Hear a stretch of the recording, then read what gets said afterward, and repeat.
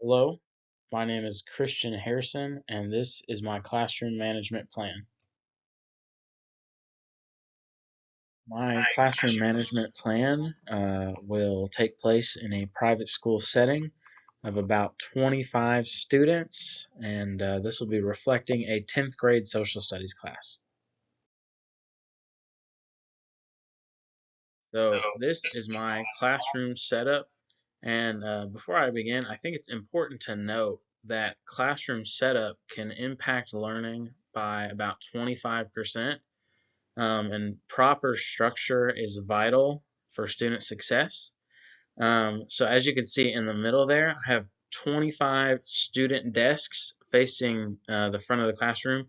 The teacher's desk and the podium will face the students, mainly to monitor their behavior. My rules and procedures are posted on the upper right-hand corner. That'll be kind of behind my desk and right next to the whiteboard. Students will be able to see this as they're sitting in their desks. Um, Supplies and resources will be located at the front and the left side of the room. So that's, their trash can, the phone cubbies, the pencil sharpener, and the turn-in tray. As far as student procedures go for this classroom, the pencil sharpener, like I said, is located on the left side of the room. And if students need to sharpen their pencils, they'll need to raise their hand and ask. The hall pass is right next to the door. That is mainly for bathroom breaks or a chance for students to fill up their water bottles. As you'll notice, there's a phone cubby right as they walk in the door. That is right beside the entrance because the phones should be placed in the cubby upon arrival and retrieved as they're leaving the class. And also the turn-in tray for their assignments is left side of the room, also near the door, so that they can turn in things as they're exiting. And yeah, so that is my classroom setup. And I think that ensures the greatest amount of student success. And I hope that would help them pay attention and help me be able to monitor their success at the same time. So I have these class rules that I think should be different than my procedures. This is very similar to what I observed at my field experience location. So all my rules align with Scripture. So again, this is a private school setting, so I think that these should be principles that are from the Scripture, from a biblical worldview, and not just a teacher's perspective.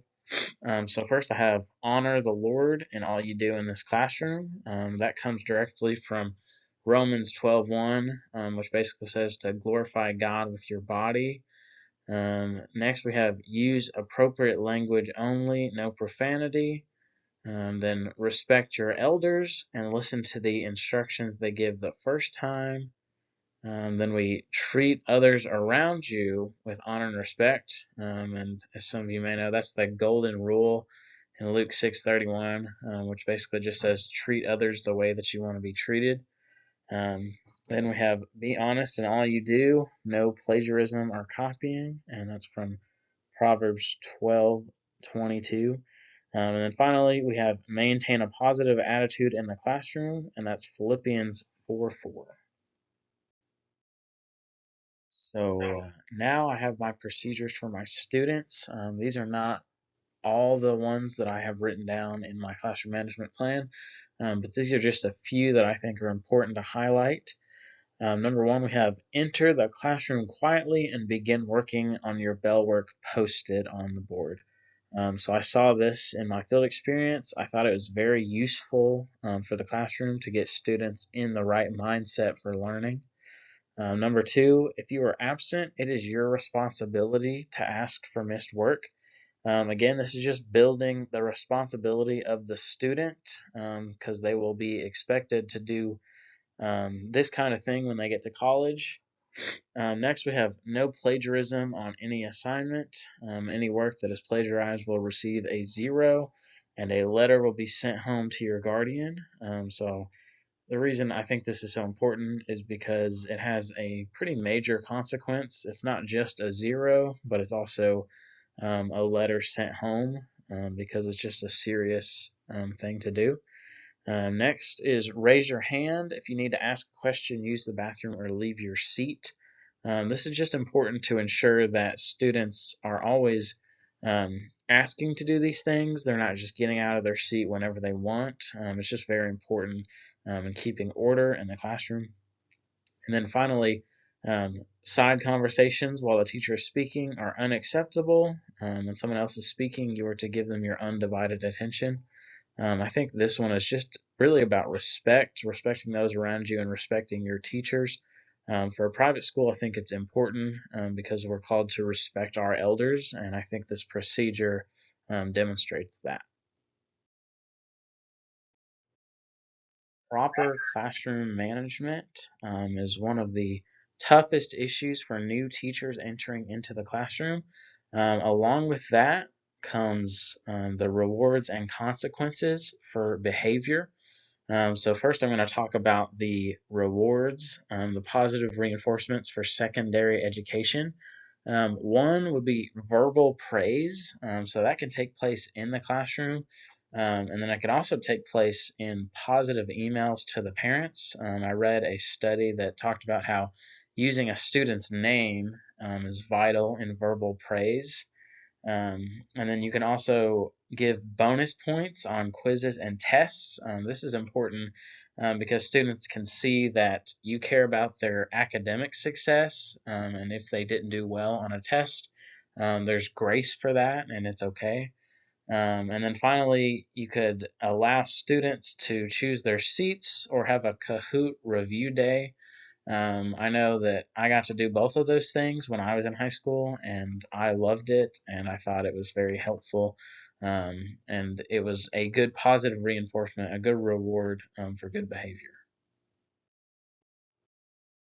Finally, we come to the consequences aspect of classroom management. In secondary education, this is very important for behavior management.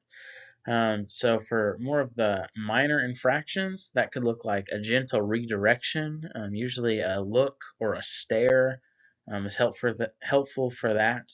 And then you can refer them to the classroom expectations posted on the board or have a private conversation with them after class.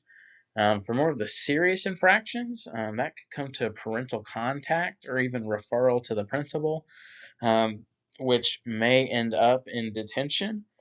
And I think it's important for teachers to log those ongoing disruptions for documentation. So if I were to bring up these problems to a parent or to another teacher or the principal, it's important to know those records, time, date, and action of the student.